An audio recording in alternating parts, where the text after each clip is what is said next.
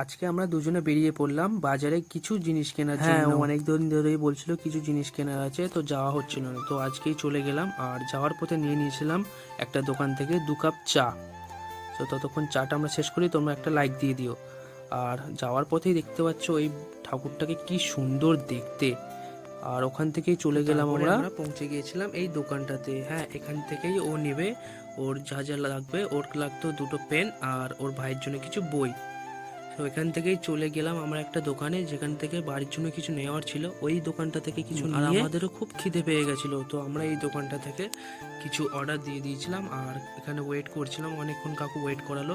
তারপরে আমরা পেয়ে গেলাম, আর তার সাথে ছিল 2 রকমের চাটনি। আর হ্যাঁ, এই দোকানের স্যুপটা কিন্তু আমার খুবই ভালো লাগে। আমি যখনই এখানে আসি তখনই চেষ্টা করি এই দোকানে ট্রাই করার। আর হ্যাঁ, এখানেই করছি আমার ভিডিওটা স্টপ। আর দেখা হচ্ছে নেক্সট ভিডিওতে। আর হ্যাঁ, যাওয়ার সময় কিন্তু হর হর মহাদেব বলতে ভুলো না।